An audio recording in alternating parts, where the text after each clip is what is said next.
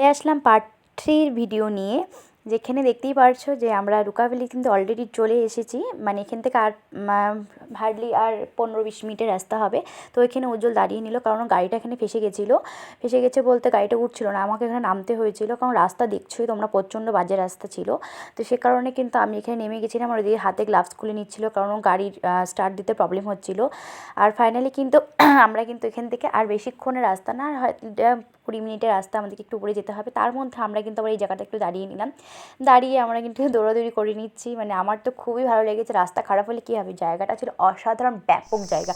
তোমরা যারা যারা মানে কোনো জায়গাতে প্ল্যান যদি করো না কেন, অবশ্যই আমি বলবো রুকাভ্যালিতে। হ্যাঁ, আর যারা তোমরা একদমই মানে প্রি ওয়েডিং শ্যুট আছে বা সামনে বিয়ে, তারা কিন্তু এই রুকাভ্যালি জায়গাটাতে গিয়ে কিন্তু প্রি ওয়েডিং শ্যুট করতে পারো। খুবই ভালো সুন্দর জায়গা। তো চলো, আমরা চলে আসছি কিন্তু আমাদের হোমস্টের একদম মানে তাড়াতাড়ি, মানে একদম একদম সামনেই চলে আসছি, যেটা বলতে পারো। এই তো এখান থেকে দেখা যাবে রুকাভ্যালি হোমস্টের পোস্টার। আর এই যে রাস্তাটা চলে গেল, এটা মাটির রাস্তা, প্রচণ্ড খারাপ রাস্তা। এখান থেকে গাড়ি মানে দুজনে করে নামা ভীষণ কষ্টকর। ফাইনালি আমরা পৌঁছে গেছি। দিদি দেখো প্রি ওয়েডিং শুরু হচ্ছে, কার যে শুরু হচ্ছে কে জানে। আর এই দেখো অসাধারণ জায়গা। উফ, তারপরে কিন্তু এই হোমস্টে আমরা কিন্তু আমাদের হোমস্টেতে ফাইনালি ঢুকে গেছি। আমরা হেঁটে হেঁটে ওখান থেকে আসছি, আর ওরা বাইক নিয়ে খুব কষ্ট করেই নামছে, কারণ রাস্তাটা প্রচণ্ড খারাপ, দেখতেই পারছো তোমরা। তো তারপরে কিন্তু আমরা এখন একটুখানি ভিডিও শ্যুট করা দেখছিলাম, প্রি ওয়েডিং শ্যুট দেখছিলাম। আর তার মধ্যে খুব সুন্দর লাগছিল জায়গাটা দেখতে, ভীষণই সুন্দর লাগছিল, কি বলবো, অসাধারণ লাগছিল।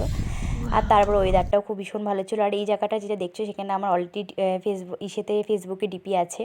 আর ভিডিওগুলো খুব সুন্দর, মানে পরিবেশ প্রচণ্ড ভালো। আর হ্যাঁ, আমাদের কিন্তু টেন্টে আমরা ছিলাম, তো টেন্টে থাকতে দিয়েছিল। তো সেই কারণে এখানে একটা টেন্ট দেখছো, আরও 2টো টেন্ট লাগানো হবে।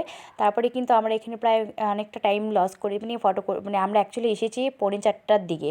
তারপর ওখান থেকে আরও 1 ঘন্টা ফটোর জন্য ফটো তুলেছি, ভিডিও করেছি, এখানে আরও 1 ঘন্টা চলে গেছে। আর তারপরে কিন্তু আমরা এখন চলে যাব খেতে। তো একটা রুমের মধ্যে আমাদের জামাকাপড় ব্যাগগুলো রাখলাম। তো এখন আমরা কিন্তু খেতে বসবো। আর হ্যাঁ, দুপুরে লাঞ্চে ছিল কিন্তু আমাদের ডিম। দুপুরে লাঞ্চটাই আমরা বিকাল 5টায় করেছি। আর প্রচণ্ড ক্লান্ত ছিলাম, কিছু বলার নেই, এতটাই ক্লান্ত ছিলাম এতটা জার্নি করে আসা। তারপরে হচ্ছে মাঝে মাঝে মানে সেভাবে ঠিক করে খাওয়াটাও হয়নি আমাদেরকে, যেহেতু আমরা দুপুরবেলা ভাত খেয়ে অভ্যাস, সেই ভাত আমরা বিকেল 5টার দিকে খেয়েছি।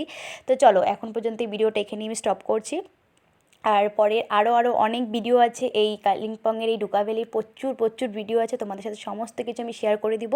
আর হ্যাঁ, এখানে আমরা কিন্তু সবাই খুব মজা করছিলাম এই জায়গাতে এসে, মানে আসতে পেরে বা যেতে পেরে আমরা কিন্তু ভীষণ আনন্দিত হয়েছিলাম, মানে ভীষণই। আরও কী ব্লগ আছে সেটা অবশ্যই তোমাদেরকে নেক্সট ভিডিওতে শেয়ার করব। আমি অনেক বড় করলাম না, কারণ আমার ফোনের স্টোরেজ একদমই কম, সেই জন্য আমি ছোটো ছোটো করে ভিডিও তোমাদের সাথে শেয়ার করছি। অবশ্যই কিন্তু ভালো লাগলে একটা লাইক কমেন্ট শেয়ার করে দিও। আর হ্যাঁ, আমার ইউটিউব চ্যানেলটা কিন্তু অবশ্যই তোমরা যারা যারা সাবস্ক্রাইব করো নি, তাতে কিন্তু গিয়ে প্লিজ করে এসো। আমার ইউটিউব চ্যানেলের নাম প্রিয়াঙ্কা উজ্জ্বল লাইফস্টাইল। টাটা এখনকার জন্য।